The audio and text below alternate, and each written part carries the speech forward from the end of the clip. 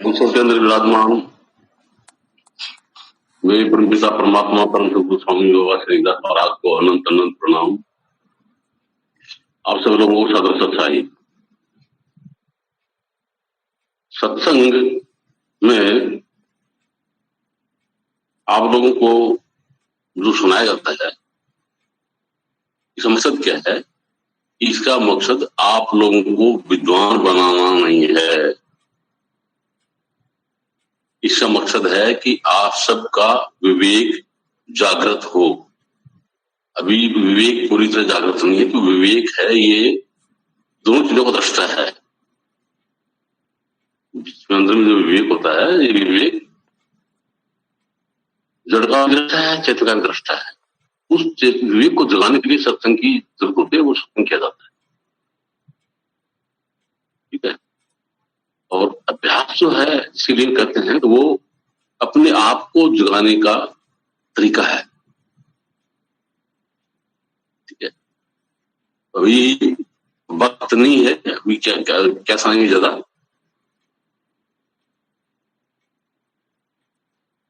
आप किसी भाई बहन का कोई प्रश्न अगर लेके आए हैं तो थोड़ा पेश करें, मैं उसका जवाब देने का प्रयास करूंगा।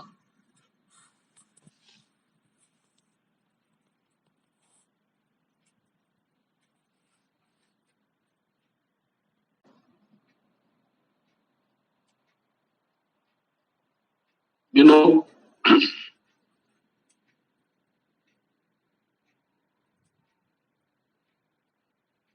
है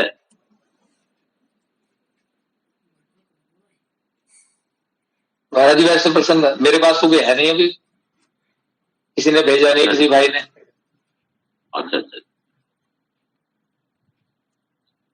तो सत्संग सुनाना है तो सत्संग सुनाना से कोई बात नहीं। सदगुरु कवि साहब करते भजन है, अरे जीव तू अमर लोक का परो कालवश आयो। कि हे जीव तू अमर लोक का है ना, और यहाँ काल का जो नगर है, काल का जो क्षेत्र है, इसके अंदर आकर के बस गया है। क्योंकि आत्मा तो अपने आप में मौजूद होती है, और न के जाती है न के जाती है। आने जाने वाला एक जीव है, ये आता हो जाता है, ये आता जाता है। कहा कि ये कैसे आया, आप लोग को बताया था सत्संग में भी। उससे सूर्य है, सूर्य के सामने अगर कोई कांच रखा जाए इधर सूर्य तरफ मुंह कर, उस कांच के अंदर सूर्य का प्रतिबिंब बनता है। अब वो सूर्य हिलता नहीं है, सूर्य वही है, उस प्रतिबिंब है, वो वैसा वैसा बना हुआ है। उस कांच को घुमाओगे तो सूर्य का जो प्रतिबिंब बना हुआ वो तो वही रहेगा, उसकी जो किरणें हैं वो घूम जाती है। किरणें घूम जाती है, कहाँ जाती हैं? जिस वस्तु में जाके गिरती है उसको प्रकाशित कर देती है, वहां कर देती है। समझे? तो सूर्य आत्मा है, उसका प्रतिबिंब जो है ये ब्रह्म है, जो कांच में बना हुआ है। मतलब निरंजन ने ऐसा जाल बिछाया है कि उसका प्रतिबिंब जो है ये उसी अंदर बना हुआ है, निरंजन के अंदर ही बना हुआ है, कांच में बना हुआ है। अब जो कांच में प्रतिबिंब बना हुआ है उसका पड़का, उसको कांच ऐसे सेट करें कि वो उसका पड़का जो रोशनी है वो किसी कमरे में चला जाए तो उस कमरे के वो जाकर के उस कमरे का अंधेरा बिठा देता है। तो कांच के अंदर जो सूर्य बना हुआ है वो ब्रह्म है, जो कांच के अंदर से बना हुआ है उसका जो आगे प्रतिबिंब जो जा रहा है, उसका जो प्रकाश से प्रकाश आता है, कहाँ जा रहा है? दीवार पे जा रहा है, दीवार को प्रकाशित कर देगा, कमरे में प्रकाशित कर देगा, समझे? वो जीव है। ठीक है, तो कहा कि अरे हीरा तो अमरलोक का, ये तो अमरलोक का है। बड़े कालों आयो, लेकिन काल के बहाने में बखाव में आ चुके उस क्षेत्र के अंदर आके आ गया है जहां दुखी हो रहा है। तो इस क्षेत्र में तेरे सिवा बाकी कोई चीज भी चेतन नहीं है, सिर्फ तो चेतन है। और तेरे सिवा यहां कोई अविनाशी नहीं है, सिर्फ तू ही अविनाशी है। तो यहां क्या कि तेरी जो दृष्टि है वो जो जिनका विनाश होता है, जो जन्मते मरते हैं, उनके अंदर तेरी दृष्टि है। तेरी दृष्टि जन्मने मरने वाली चीजों के अंदर होने से तेरे अंदर भय व्याप्त है कि मैं मर जाऊंगा। तो ऐसी है कि there is no death of self, your death is a death of the self. कभी भी जीव की मृत्यु नहीं है, ये भी अविनाशी है, मृत्यु नहीं इसकी। ठीक है, लेकिन मरने जीने वाली चीजों के साथ संबंध है, मरने वाली चीजों के साथ संबंध है, इसलिए ये भयभीत है और जीना चाहता है ना।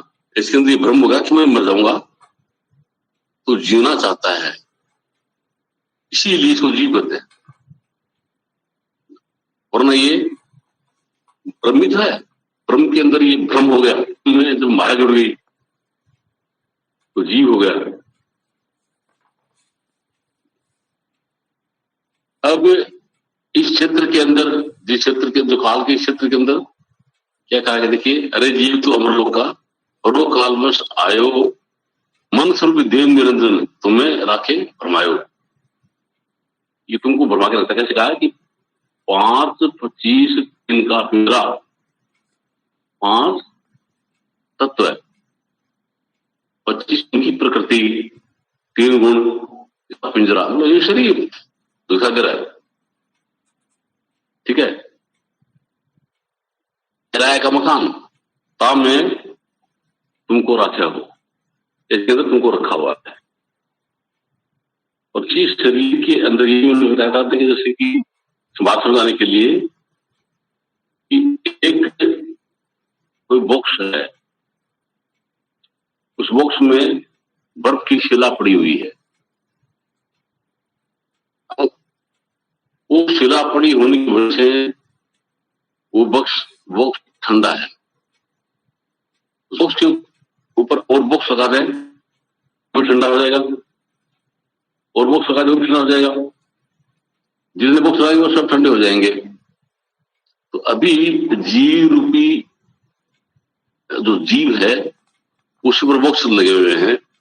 पहला बॉक्स लगा है हंस देह का, तो देह जीव देह नहीं है ना, शरीर देह है, तो देह। ठीक है, फिर केवल देह, फिर महाकारण देह, उसके बाद में कारण देह, सूक्ष्म देह, स्थूल देह, ये बॉक्स लगे हुए हैं। तो अब उसमें हम लोग क्या है कि देखिए, अब यहां अपने पास करंट आया हुआ है तो क्या कहेंगे भाई, लाइट है क्या, करंट है क्या, स्विच ऑन करेंगे, ट्यूबलाइट जली, कहेंगे हाँ करंट बिजली है, बिजली की बिजली उन्हें जानते हैं, बिजली थोड़ी देखते हो, देखते हैं ट्यूबलाइट को देखते हैं। वो अगर प्रकाश हो गया, वो ट्यूबलाइट जग गई तो हाँ बिजली है, इसको देखते हैं। ट्यूबलाइट को देख रहे हैं,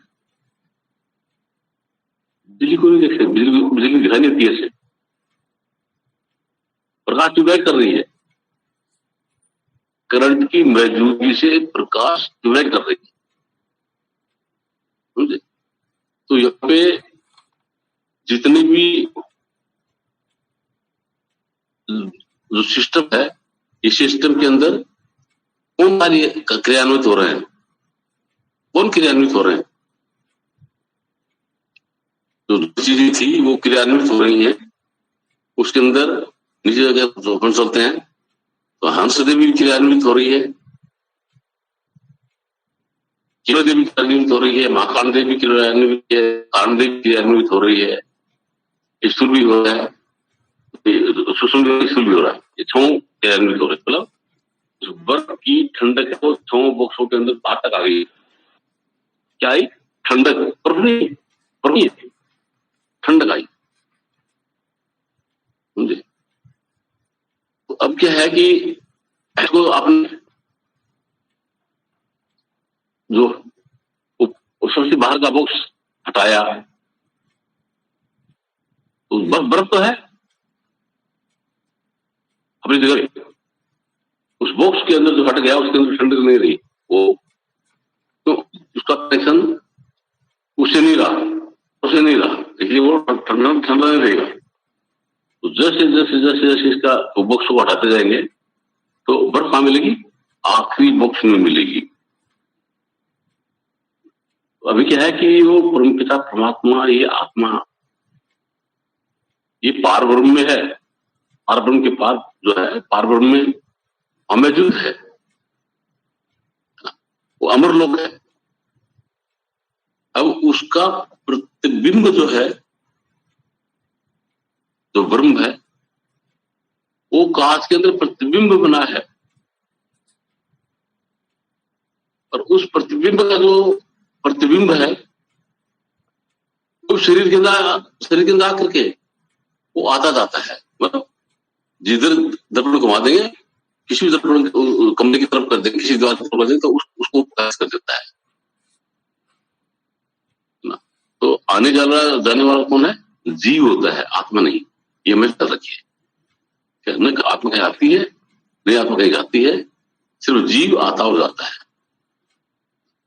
और जिसके अंदर आता जाता है उसके लिए आप लोगों को बताया कि ये शरीर है, उस शरीर में कोई भी शरीर हो, उस शरीर के अंदर ये माइंड है, सब चीज उसके अंदर आ गई, शरीर के अंदर आ गई, उसमें आता जाता है। क्या कहते हैं? देखिए, ओहम काया, काया के अंदर शरीर आ गए, मर जाए, ये मिटते जाते हैं, है ना। और इसमें सोहम जीव फिर होता है, सोहम जो जीव है ये फिर गोता खाता है। अगर मनुष्य के लिए खत्म हो गया, पशु की योनि मिल गई, उसमें चला गया, पक्षी की योनि मिली, उसमें चला गया, जल के जीवन की योनि मिली, उसमें चला गया, पेड़ पौधे की योनि मिली, पेड़ पौधे में चला गया, कौन गया? जीव गया। ये आता जाता रहता है। और ये ऐसी घटना क्यों घटी, ये आपने बताया कि जैसे जो ऊपर आत्मा है, आत्मा के सामने जब प्रतिबिंब रखा गया तो आत्मा परमपिता परमात्मा का जो सारा शब्द है उसमें जुड़ी हुई थी, उससे कनेक्ट थी, श्रुत और के जरिए, श्रुत और के जरिए ये उस परमपिता परमात्मा से कनेक्ट थी, जुड़ी हुई थी। काल ने क्या किया? काल ने अपनी रचना की, तो जो शब्द है, जो सार शब्द है, वो सार शब्द की प्रतिध्वनि हुई किसमें? जड़ चीजों के अंदर भी प्रतिध्वनि। जैसे आपको बताया कि जैसे कुआ है, कुएं के पास आकर के अपन कहेंगे कि अरे कुआ, तो अब कुएं की तरफ आवाज आती, कुआ, समझे? वो प्रतिध्वनि है। तो वो कौन बोल रहा है? बोल रहे हैं कुआ, ठीक है, तो अपने बोलने वाले कौन है? चेतन। और कोई तरफ से जो आवाज आ रही है कुआ, वो क्या है? उस जड़ से टकरा करके आवाज आ रही है, वो समझे, वो जड़ से टकरा कर आ रही है, वो बोलने वाला कुआ जो बोल रहा है, कोई तरफ जो आवाज आ रही है, वो कुआ चेतन नहीं है, चेतन आवाज आ रही है, वो अपनी आवाज का प्रतिध्वनि आ रहा है, समझे, प्रतिध्वनि उसमें वो आ रहा है। उस हिसाब से जब वो प्रतिध्वनि आई, मतलब काल ने जो रचना की, तो वो जड़ रचना की, उस जड़ रचना की तरफ जब अपना ये सत्शब्द है उसके संपर्क में जब आए, तो वहां पे उसकी प्रतिध्वनि हुई। प्रतिध्वनि उसको कहते हैं अनर्थ शब्द। क्या बोलते हैं उसको? उस प्रतिध्वनि को वहां पे क्या कहते हैं? अनर्थ शब्द। इसलिए गुरु नानक साहब कहते हैं कि शब्द अनाहद निरंजन का देश। निरंजन ने उस अनर्थ शब्द को इस तरीके से बनाया ना, तो जो चीज बनती है वो बिगड़ती भी है। इसे कहते हैं कि जाप मरे जपा मरे, अनर्थ भी मर जाए, अनर्थ भी मर जाता है, समझे। तो अनर्थ शब्द बनाया, शब्द अनाहत निरंजन का देश, ठीक है। आदि मंत्र शब्द उपदेश, 14 ब्रह्मंड शब्द धर्मशाला नानक सोम सदा दयाला। इस तरीके से ये रचना हुई है। अभी आपके 10 बजे 5 मिनट हो गए हैं और सत्संग शुरू कर दूंगा, तो कम से कम आग फोन घंटा तोड़ लेगा, ठीक है। तो इस तरीके से ये उसकी रचना इधर उसी दिशा होने से ये सब चीजें बन गई। इसलिए कहते हैं कि अरे जीवरत अमरलोक का, कि ये जीव, मतलब जीव कौन? जो प्रतिबिंब आए कहां से आया है? ये आत्मा से आया है। तो आत्मा क्या? अमर है, अमरलोक है। वहां मरने जीव वाली कोई चीज नहीं है, वो हमेशा है। तो वहां पर क्या है? आनंद, कोई भय नहीं है, आनंद ही आनंद है। और आत्मा गई इस मृत्यु लोक में आ गई, मरने वाली चीजें वहां पे आ गई, इसलिए भयभीत है, ठीक है। आज इतना ही। आगे का जो सत्संग संडे को सुनाऊंगा, उसमें आप लोगों को इस कंटिन्यूस और बात बता दूंगा, ठीक है। क्योंकि अभी तो 10 बजे 5 मिनट ऑलरेडी हो चुकी है। चाहे जाप मरे जपा मरे, अनर्थ दादी सुरत समानी शब्द में कहे काल ने खाए ना, सुरत फंसी संसार में कहां से पड़ गए दूर, अरे बांध सुरत पलट सुरत स्थिर करो, हाजिर सदा हजूर, सत्साय।